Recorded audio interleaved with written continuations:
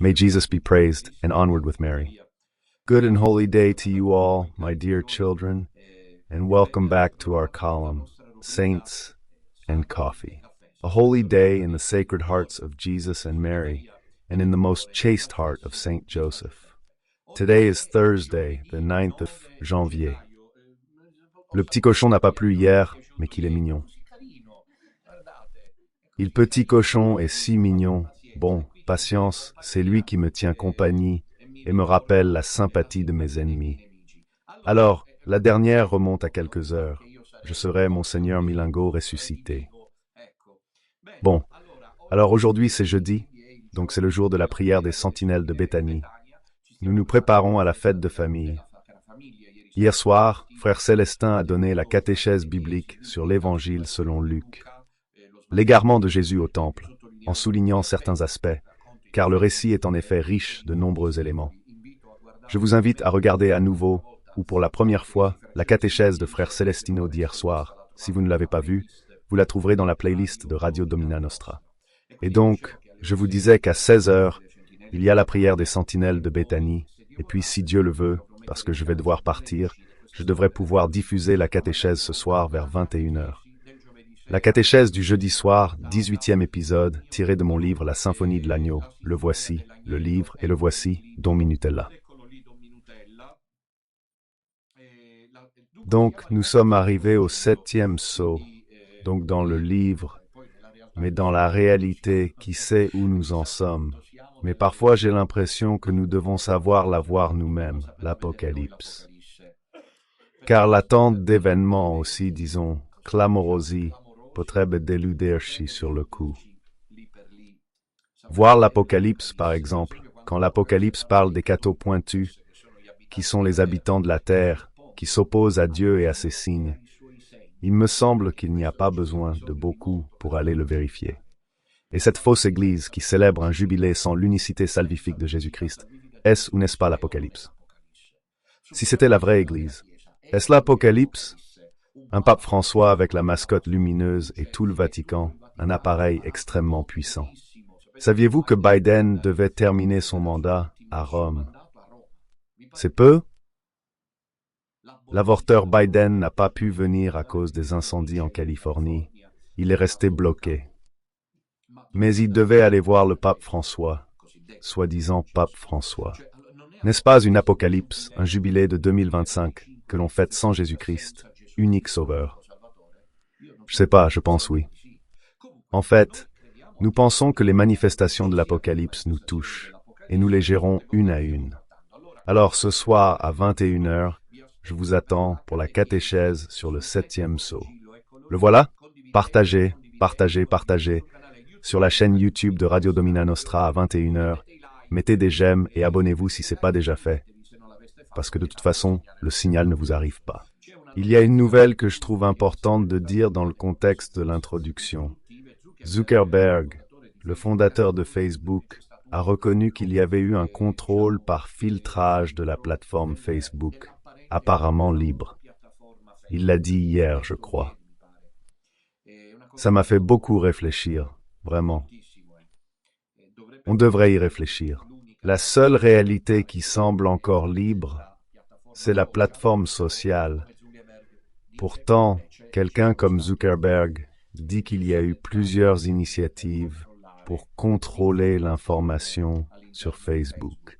Cela devrait en dire long sur la situation actuelle et sur ce qui nous attend. Dieu seul sait l'Apocalypse. Donc ce soir à 21 heures, l'Apocalypse m'attend. Et ne manquez pas ce rendez-vous sur la chaîne YouTube. Je suis très content parce que maintenant, le mardi et le jeudi sont entièrement consacrés à la parole de Dieu.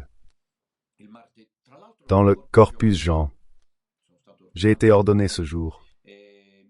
Mardi, le jeune homme, nous avons commencé avant-hier le prologue de Jean, l'évangile de Jean, avec mon livre L'Aigle et le Soleil, qui est toujours disponible, si vous le souhaitez, en l'appelant pour l'idée de Dieu, Domine Notre, et le jeudi soir avec l'Apocalypse, donc parole de Dieu.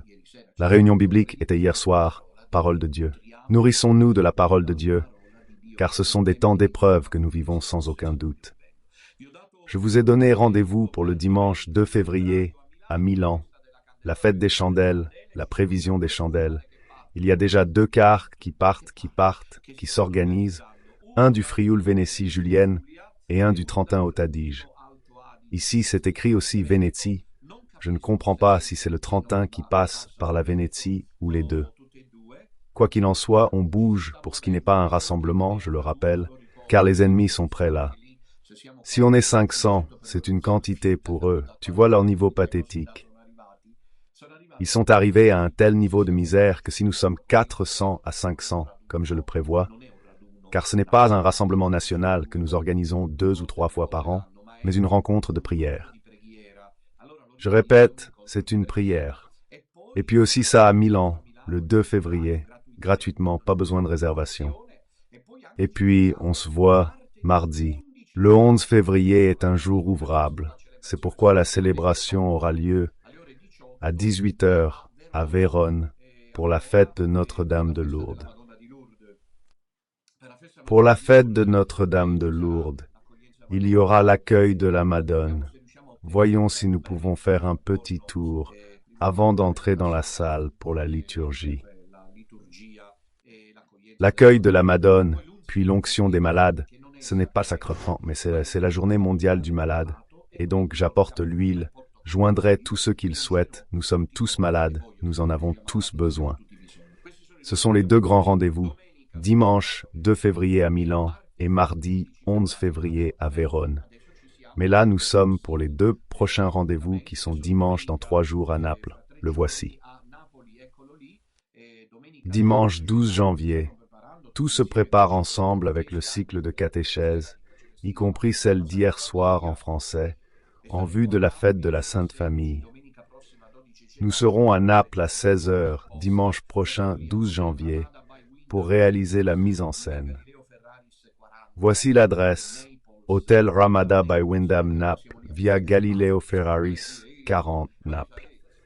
Nous serons en réalité place Garibaldi. On dira, Guaiolo, nous sommes allés à Wyndham Naples. Nous sommes place Garibaldi. Quelle merveille d'Italie! D'abord, mes chers, du Veneto à Naples, mais aussi des Pouilles au Piémont.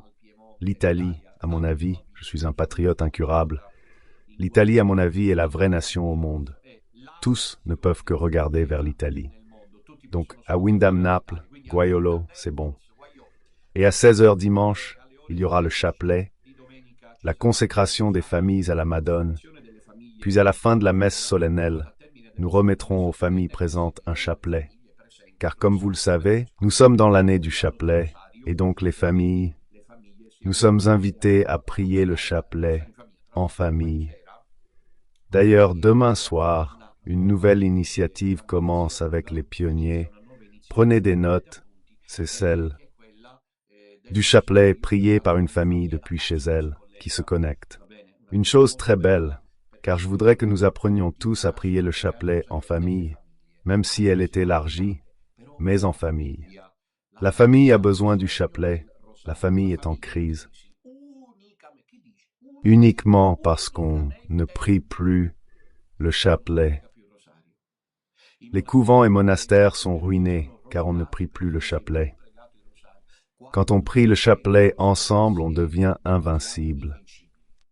Le diable le sait, il le disait hier soir, frère Célestin. Le passage qui m'a le plus touché quand il disait « Le diable sait que la prière nous rend forts. » C'est exactement ça, chaque matin en nous levant, la première chose à faire, c'est prier. Du matin au soir, du soir à la nuit. Parce que la prière, soyez-en sûrs, le diable veut nous convaincre du contraire, elle ne lasse jamais. Bien sûr, il faut des pauses, je l'ai écrit aussi dans mes livres, du repos, il faut aussi du repos. Ça n'a pas plu? Pourquoi si mignon? Regardez-le. C'est pas. Et il faut aussi du repos, il faut un peu de légèreté, l'insoutenable légèreté de l'être. Faut pas qu'on se prenne trop au sérieux, mais prier, à mon avis, c'est mon expérimentation. La prière spontanée, c'est un peu oppressant, la prière spontanée, selon moi.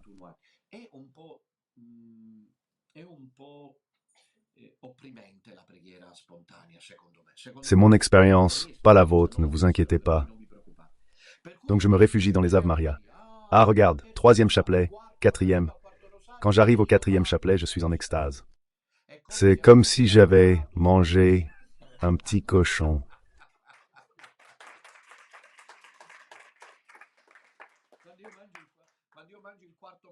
Au 4e chapelet, faut manger du cochon. Ça donne une grâce divine à l'Ave Maria. Pas besoin de demander plus. Tu n'as rien à demander. Ave Maria, et tu es sauvé. Ave Maria. Vas-y, Ave Maria. Vis dans la joie, au Caire, de l'archange Gabriel, car le salut angélique sauve le monde. Donc le chapelet, nous devons le porter urgemment dans les familles, je vous prie. Donc dimanche, nous serons à Naples, et le lendemain, lundi 13 janvier, c'est encore jour férié, car c'est la fête du baptême de Jésus. C'est une fête de seconde classe. Donc frère Celestino et moi serons à Teramo, lundi 13 janvier à 18h, pour avoir le temps de faire le trajet de Naples à Teramo, environ 4 heures de route ce lundi. Et puis espérons que le temps nous soit favorable, qu'il soit clément, car c'est une période où, il faut le dire, en janvier et février, il neige aussi en Italie. Voilà. Donc que Dieu nous aime bien. Pour reprise de la réalisation, le voici, Blue Palace Business Center. C'est l'hôtel où nous nous retrouverons à Mosciano, gare de Teramo, à Teramo précisément à 18h pour la Sainte Messe et le renouvellement des promesses faites. Les autres rendez-vous vous seront communiqués au fur et à mesure. Voilà, et ceux-ci sont les plus importants. Aidez-nous, car le projet a plus que jamais besoin de vous, après l'été et Noël. Voyez comme nos rivaux s'énervent. Ils savent qu'avec du carburant, on avance. Ils veulent faire une grève des stations-service avec nous, et donc ils veulent me convaincre. Ça me chagrine que ces attaques viennent même de personnes en costume-cravate, mais tant pis pour eux. Chacun se qualifie, et je ne l'aurais jamais fait avec eux. Tu comprends, les jeux d'activité sont tous rigoristes, calvinistes, et moi je suis MJR Milengo, Voilà, mais ce que je voulais dire, c'est qu'à présent, il y a le séminaire, commence la période de vache maigre, selon moi, dans le sens où la prochaine étape est Pâques, comme étape, et c'est le 20 avril. N'oubliez pas de nous, hein. N'oubliez pas de nous soutenir et continuez à nous aider, car le projet avance grâce à votre contribution. Vous trouverez les coordonnées bancaires et postales en description. Je remercie tous ceux qui, discrètement, voilà, c'est aussi une façon de s'inscrire à la chaîne, de mettre des j'aime et participe à ce projet d'aide au chemin du petit reste. Le chemin du petit reste. Ce soir, il y a catéchèse à 21h sur l'Apocalypse, et je suis ravi de continuer le Corpus Giovanneo, le mardi l'Évangile avec son prologue, et jeudi le 7e sceau, chapitre, je crois, 8 ou 7 environ. Bien mes chers. Alors maintenant, passons à l'émission d'aujourd'hui, à la fenêtre de ce Saint Café du jeudi 9 janvier. Le titre est, comme vous le voyez maintenant, le voici. Jean-Paul II, défenseur de la famille. On peut conclure, car il est tellement connu que Voitigua s'est exprimé sur la frontière éthique concernant la famille, sa défense. Il a dit que la famille est uniquement celle entre un homme et une femme. Comment il a souffert, s'est sacrifié, a frappé du poing, élevé la voix, qu'il n'y aurait même pas besoin de faire une catéchèse là-dessus. Cependant, comme nous nous préparons pour la fête de la Sainte Famille dimanche prochain, nous avons voulu, moi Dominutella, j'ai voulu dire à tous les séminaristes, surtout aux séminaristes qui sont la prunelle de nos yeux, puis à vous tous, petit reste, combien il est fondamental de continuer à lutter pour la défense de la famille, selon le cœur de Dieu. Pour éviter la censure, vu nos propos, on peut tout balancer. C'est parfait. Chacun est libre de faire ce qu'il veut aux civils. On peut juste les contraindre. Dieu fait pas ça. Si les couples gays, le monde LGBT, toute cette plateforme, percher le but, inutile de tourner autour du pot et indicible, il faut le dire, c'est de substituer la famille naturelle à la famille alternative. Mais pourquoi? On se demande. Et parmi leurs excuses, il y a Keynes, les études de Keynes, puis il y a d'autres auteurs, Malthus, la vision malthusienne de réduire la population mondiale. Si un homme et une femme font l'amour, excusez-moi d'être aussi clair. Nous sommes tous adultes, la femme tombe enceinte. Si deux hommes font l'amour, pardonnez ma franchise, ou deux femmes ensemble, personne ne tombe enceinte et la population stagne. Ici, il s'agit même de la diminuer, imaginez qu'elles doivent augmenter. Je vous rappelle Umberto Veronesi, espérons qu'il a sauvé son âme, ce vieux décrépit qui persistait à dire que la meilleure forme d'amour, ce vieux décrépit, c'est celle entre deux hommes, parce qu'ils n'ont aucun intérêt à procréer. Alors de ce point de vue, je pense que la raison pour laquelle la famille naturelle est combattue n'est qu'une seule, luciférin. Satan a toujours une contre-proposition, parce que Dieu le lui permet, mes chers enfants, ne venez pas me le demander, car même le Père Amour ne le savait pas à 90 ans, il me l'a dit, qui ne comprenait pas. Effectivement, même l'Apocalypse montre que Dieu accorde une certaine marge au diable, à tel point que certains courants hérétiques ont pensé que Satan, Lucifer, le diable, le principe du mal, était un principe tout aussi divin et métaphysique opposé à celui du bien. Vous vous souvenez du manichéisme ou du marcionisme? Ces idées-là sont des hérésies. Grâce à Dieu, la saine tradition judéo-chrétienne nous enseigne que non. Que le mal n'est pas un principe divin éternel, coéternel à celui du bien, c'est une privation du bien. Pourtant, la question de savoir pourquoi cela est accordé reste posée. Peut-être que si j'y réfléchis, si vous êtes d'accord, on peut résoudre ça plus simplement. Imaginons que le Père Amorphe ne m'en veuille pas si on priait davantage. Si on priait plus le chapelet, sans bavarder, tous unis en prière sur terre, elle reviendrait au jardin, malgré le péché. Je le crois.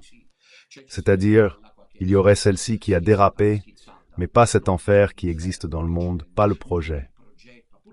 Alors créer une famille alternative d'ici 2030 veut sataniquement détruire la famille voulue par Dieu, celle d'un homme et d'une femme.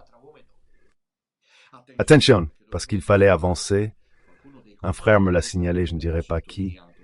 Il m'a dit, Don Alessandro, tu insistes sur la relation homme-femme. Désolé, il faut préciser. Et ils ont eu raison. Devinez qui c'était? La relation des époux mariés à l'église, sinon c'est pas une famille. J'ai dit, tu as raison, avec le temps. Et il m'a approuvé. J'ai dit, tu as raison, je n'ai aucun doute. Ce que tu dis cependant avec le temps qui passe, imaginez un peu. Déjà souligner que l'amour selon Dieu est celui entre hommes et femmes, déjà ça. Compris? Il ferme la chaîne si tu dis que seul l'amour homme-femme est possible. Amour de genre, comment dit-on? Amour fertile, allons-y. Certainement ensuite l'apparizione sacramentale del sacramento del matrimonio. Noi il 27 dicembre, nella festa del mia ordinazione sacerdotale, abbiamo battezzato una fedele, una païenne.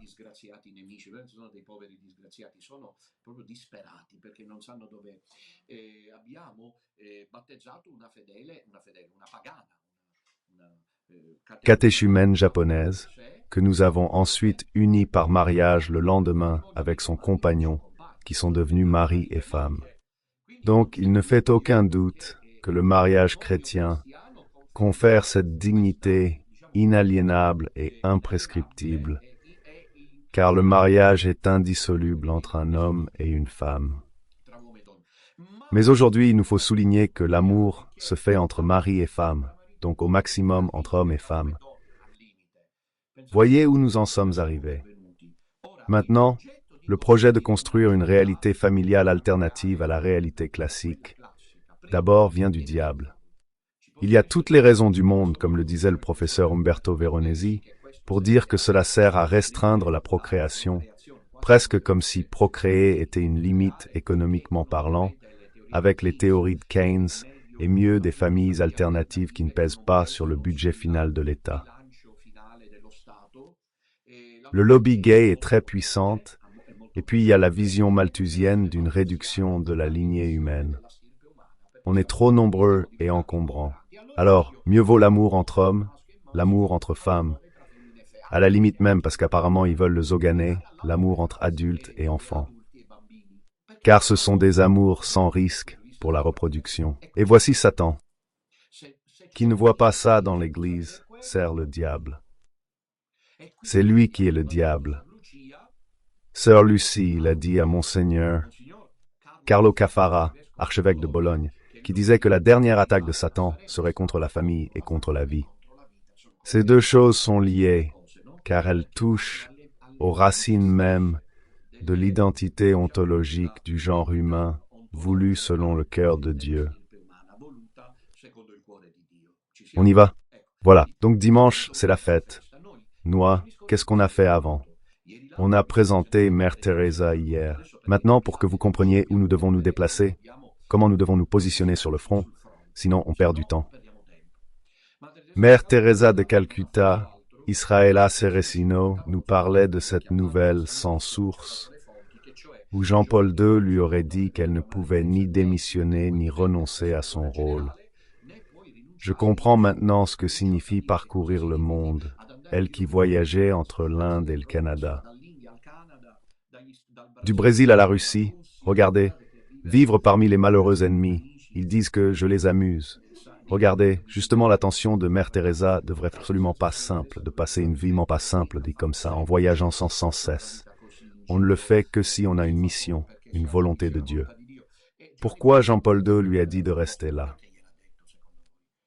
Car le frère ne sait pas ou refuse de dire, mais il lui a dit, Mère, continuez de répandre ce que je vous ordonne en tant que pape. Et donc, quand elle sera mère, dites-lui que l'avortement est un péché. Dites-lui que la famille est selon le cœur de Dieu, et c'est ce que voulait Jean-Paul II. On a vu à la Réunion, non, pas la Réunion, c'était quoi ce truc? Non, pas un congrès. Le congrès eucharistique de Bologne, del 1900. Va te faire pécher, et Mère Teresa va là, tout le star system l'applaudit, puis beaucoup ne l'applaudissent plus parce que celle-ci monte sur le podium et dit, après tous les applaudissements, comme si cela ne l'avait pas ému, car les flatteries du monde ne parviennent pas à fasciner les hommes de Dieu et les femmes de Dieu. L'avortement est le pire des crimes. Voilà, donc la défense de la vie. Puis hier, nous avons vu Natuza et Volo. Voilà, la vidéo a été mise à la fin parce que j'ai dû faire tout un plaidoyer, mais je vois que ça ne sert à rien. Au contraire, ils sont encore plus en colère. Bon, à ce stade, il est clair que de ces... Alors regardez mes ennemis, ils sont contre moi. Je vous le dis à tous, c'est clair, plus aucune chance de... Donc c'est Dieu qui le permet. L'une des deux factions finira en enfer, soit nous, parce que nous sommes des sectateurs menteurs, parce que nous sommes désobéissants, ou eux parce qu'ils sont de faux calomniateurs et qui sont avec le diable. À ce point, l'une des deux réalités ne le sait pas, ça doit être clair. Car au lieu de réfléchir au fait qu'il fallait arrêter, que chacun chez soi fait ce qu'il veut pourvu que ce soit fait dans le respect des règles, ils ont insisté. Alors ils ont écrit que je finirais comme... Ça me fait mal quand on me souhaite du mal, je finirai comme Milingo. Vous verrez ce qui lui arrivera, tôt ou tard. C'est méchant, non? Quelque part il est ici ou là. Au milieu il y a Gino. D'accord, alors, donc c'est clair ce qu'on a dit? Natuza est aussi intervenue hier, nous l'avons vu, elle est venue, enfin nous avons diffusé son intervention pour montrer comment elle a défendu sa famille. Et elle a dit ces choses, là il y a la dimension mystique de Natuza. Il y avait la Madone qui lui disait que, excusez-moi, la porte est ouverte, mais je ne peux pas la garder ouverte pour des raisons logistiques, merci. Je disais que Natuza, la Madone, lui disait qu'elle était préoccupée. Nous sommes dans les années 90, pour ce qui était l'avenir de la famille et des jeunes, qui viennent de la famille, et la famille est brisée. Dimanche, nous fêtons la Sainte Famille. C'est le moment où nous, le petit reste, nous engageons en faveur de la famille, à protéger nos familles. Catherine Emmerich disait que la fausse Église s'imposerait et que le christianisme survivrait à la véritable Église catholique dans de petits groupes fidèles. Voilà, nous devons préserver nos familles comme des lieux saints. Le souci du divorce, là.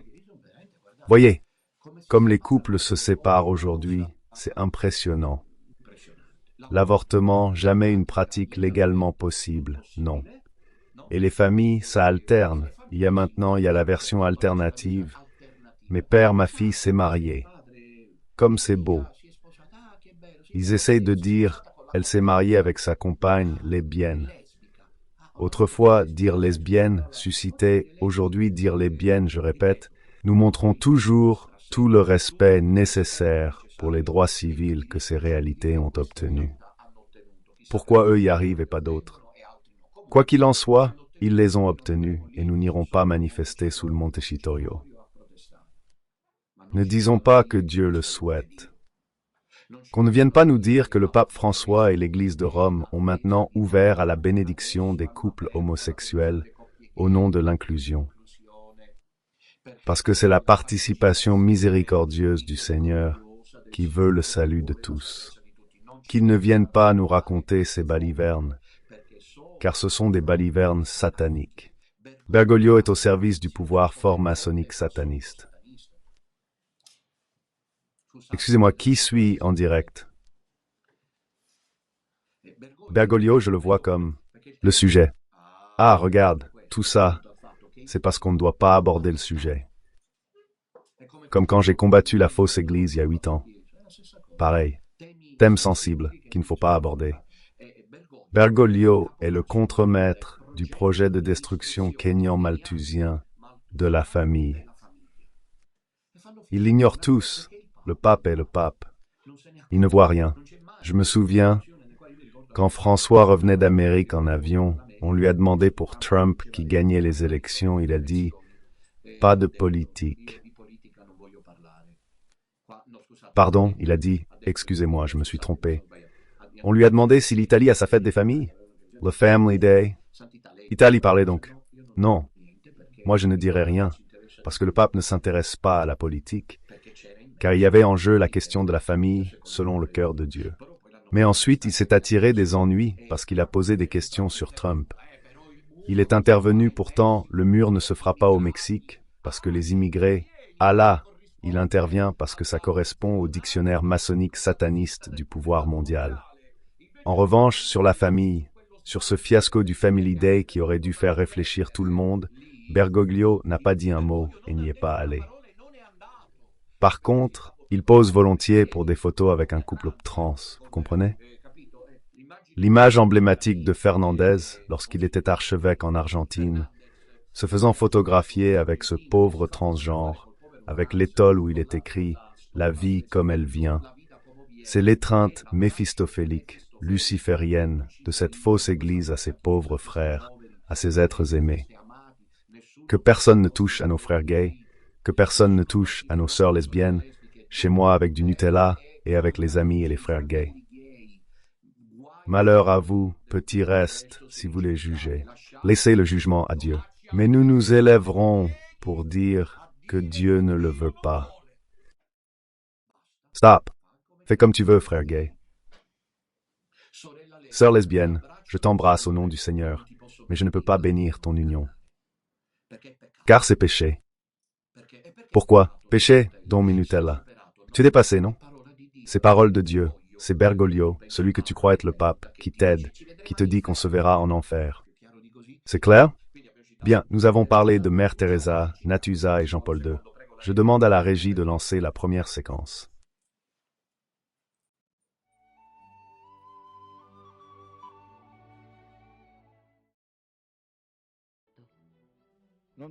Le lien entre deux hommes ou deux femmes ne peut constituer une vraie famille. Il ne peut constituer une vraie famille. Et encore moins peut-on attribuer à une telle union le droit d'adopter des enfants sans famille. Ces enfants courent un grave danger, un grave préjudice, car dans cette famille de substitution, ils ne trouvent ni père ni mère, mais deux pères ou deux mères.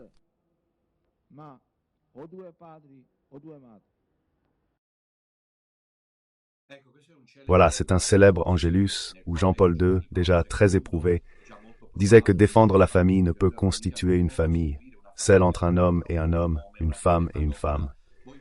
Vous voyez la rupture apocalyptique de la fausse église de Bergoglio avec la confiance suppliante. Écoutez, je dois être franc, j'ai tout compris durant ce temps.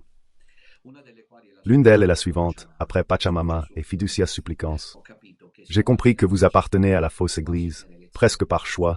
J'espère que ça ne vous effrayera pas et ne vous impressionnera pas. Ce sont ceux qui sont destinés à l'enfer, ceux que Dieu a comptés, et la sélection, il n'y a rien à faire. Quoi d'autre? Ceux qui attendent. Un ennemi a écrit, dites à Don Minutella qu'on veut des signes comme les pharisiens l'ont fait. Quels signes? Après Pachamama, leur confiance, qu'attendent-ils? Je sais pas, tu comprends? Bergoglio, comme le disait Fernandez, a rompu avec Jean-Paul II, tout comme à Maurice Laetitia, en affirmant que seule l'union homme-femme est une famille selon Dieu. Les unions entre personnes de même sexe ne le sont pas, qu'ils obtiennent leurs droits, mais il restera toujours un petit reste. Qui les prend aussi probablement pour ça, parce qu'il défend. Désormais, Bergoglio a promu McElroy archevêque de Washington, tandis que Trump s'apprête à y faire son mandat. Or, McElroy a été un défenseur acharné de McCarrick, ce cardinal ultra-puissant et pédophile. Du coup, moi, Don Enrico et Don Ramon, nous sommes réduits à l'état laïque. Pour ne rien avoir fait, compris. Et ceci est promu au conseil municipal de Washington, et c'est l'un des plus avancés au niveau mondial, de l'idée qu'il le fait probablement, de bénir les couples 10, mais pas de les bénir, de célébrer le mariage. Pour eux, c'est un mariage. Attention, parce qu'ils sont malades intérieurement, pas de la tête. Malades intérieurement, ils ont le diable en eux. Sœur Lucie l'a dit, seul Don Minutella a cette vision claire. Aidez le frère. Et ces aïdures. Ce sont des démons, le disait le père Pio. Ils se sont incarnés. Sœur Lucie parlait de partisans de Sardaigne. Ce sont eux, tenez-vous-en éloignés, ces cardinaux, évêques et tous ceux, une puma, parce qu'eux aussi sont contaminés. Dans une maison hantée par le diable, l'habitant reste malgré qu'il soit possédé. Il n'y a rien à faire. Celui qui est uni à celui qui est infesté l'est aussi. Et en effet, le diable met sa haine en lui, car c'est lui qui me déteste. Et lui donne la haine du « Ce matin, il finira comme Milingo ». C'est quoi cette remarque? C'est pas méchant, ça. Pourquoi ce souhait? Pour quelle raison? D'où vient cette haine? C'est Satan qui... Parce que les Unacumes sont infestés par Bergoglio. Ce sont des partisans de McElroy, démoniaques. Même s'ils placent des croix, là où pourtant les signes sont tous ésotériques, ils célèbrent, il n'y a pas le Saint-Esprit, c'est l'église de Satan. Ils n'ont pas compris ça. Que faire? Heureux ceux qui l'ont compris, heureux ceux qui l'ont saisi. Lorsque nous avons rédigé les statuts de l'association qui nous ont été tant contestés, nous sommes toujours en direct, car je vois des problèmes de ligne. Merci. Et je disais, il a été tellement contesté, je sais pourquoi, parce que celui-là a marqué les différences. Nous nous sommes auto-protégés. Don Enrico a écrit les statuts, puis nous les avons revus ensemble. Surtout, il est resté tel quel pour dire, voilà la réalité. Pour dire que nous ne pouvons pas faire, je voulais si possible le partage avec la fausse Église. Jamais nous, petits restes, ne partagerons rien avec la fausse Église. C'est l'Église de Satan, celle de Bergoglio, l'Église du mal. Je le dirai jusqu'à mes derniers jours, et après lui qui viendra, on continuera. J'ai été choisi pour avertir les gens. Quelle noble mission j'avais là. Que faire? Je me suis offert ça, je me dis non, non. Je dis non au Seigneur. Sortez-vous ça de la tête. Je l'accepte et j'avance. Vous m'aidez. Ce n'est pas simple de devoir dire ça. Par confiance, il supplie en contredisant ce qu'a dit Giovanni. Donc quelqu'un qui est catholique, authentique, sans magouille, sans squelette dans le placard, sans arrière-pensée, il ne peut plus supporter cette Église et doit dire si c'est toujours l'Église catholique. Don Minutella a raison, l'Église de Bergoglio est devenue schismatique. Laissons de côté l'aspect surnaturel ou préternaturel que je prends comme base, mais d'un point de vue théologique, doctrinal, magistériel, ces malheureux qui s'en prennent à moi, égocentriques et vaniteux, attaquent sur le plan personnel mais pas sur le fond. Est-ce vrai ou non qu'avec confiance, il supplie si c'est une église schismatique? C'est vrai, oui. Oui. Vrai. Et alors? Pourquoi parler? Je serais égocentrique. Ok. Le voilà, Don Minutella. Mais j'ai raison. Moi, égocentrique, je me sauve. Vous, saints, humbles, en costume cravate, derrière vos bureaux, hein. Dans les salons de Rome, vous perdez votre âme, car vous mentez et savez que je dis vrai. C'est ainsi. L'église de Bergoglio est une église schismatique.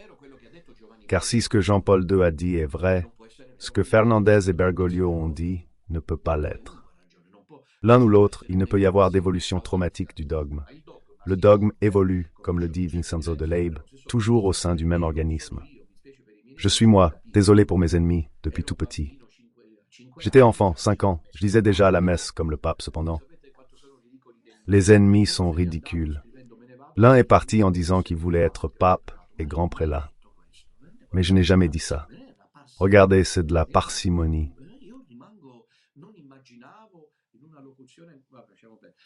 Je n'imaginais pas qu'il y avait la bête, la brute en l'homme.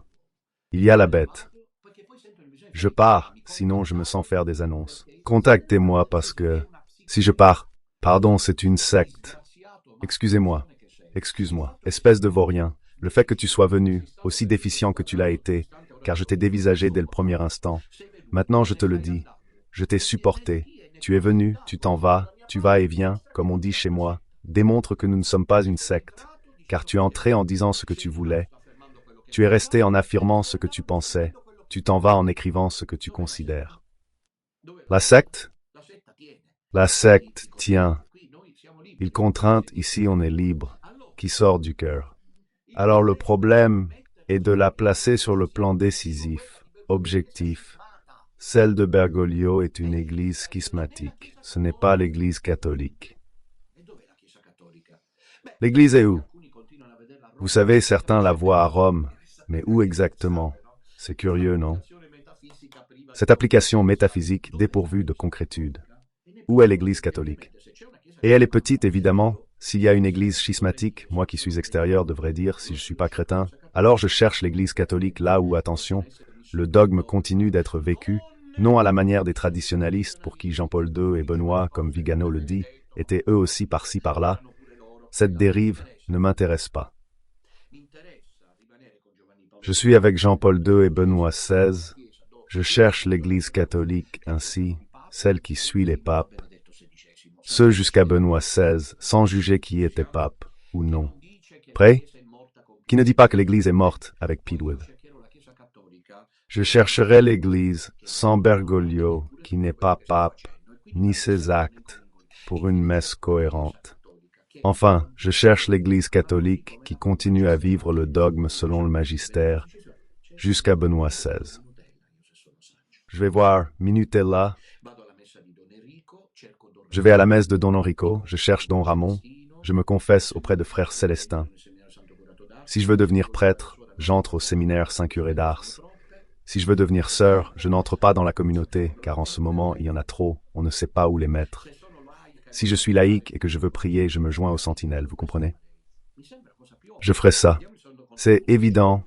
Voyons la contribution de Jean-Paul II, plus intéressante. Défenseur familial.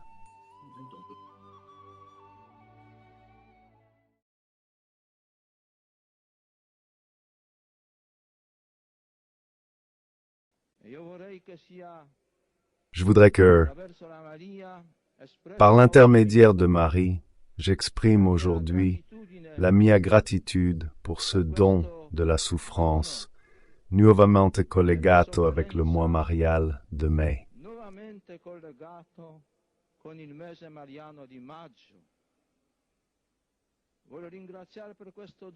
Je veux remercier pour ce don.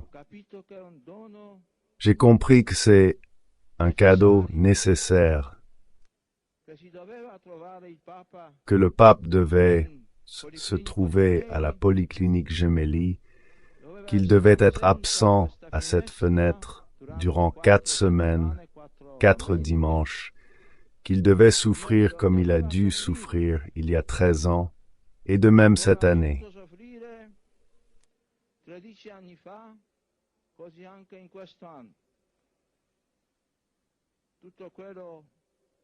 Tout cela, j'ai réfléchi, j'ai repensé encore pendant mon séjour à l'hôpital, et j'ai retrouvé à mes côtés la grande figure du cardinal primate de Pologne, le cardinal Wyszynski, qui au début de mon pontificat m'a dit « Si le Seigneur t'a appelé, tu dois introduire l'Église dans le 3e millénaire. »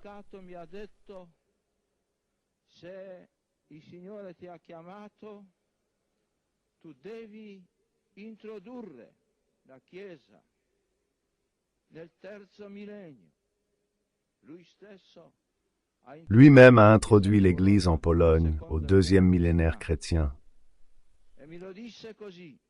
Et il me le dit ainsi, cardinal Wyszynski, et j'ai compris que je devais introduire l'Église du Christ dans ce 3e millénaire. Avec la prière, avec différentes initiatives, mais j'ai vu que ça ne suffit pas. Il fallait l'introduire par la souffrance, par l'attentat il y a 13 ans, et par ce nouveau sacrifice. Pourquoi maintenant? Pourquoi cette année?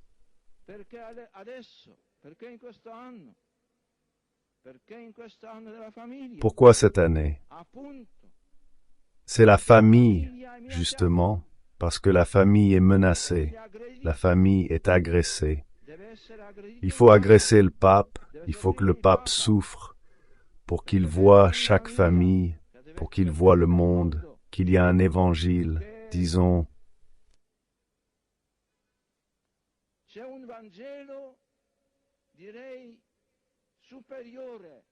supérieur, évangile de la souffrance, avec lequel il faut préparer l'avenir, le 3e millénaire, des familles, dit chaque famille et de toutes les familles. Je voulais ajouter ces réflexions lors de ma première rencontre avec vous, très chers Romains et pèlerins. À la fin de ce mois marial, car je le dois et je remercie la très sainte Vierge pour le don de la souffrance, je comprends qu'il était important d'aborder ce sujet devant les puissants du monde. De nouveau, je dois rencontrer ces puissants du monde, et je dois parler de quel sujet vous reste-t-il ce sujet de la souffrance?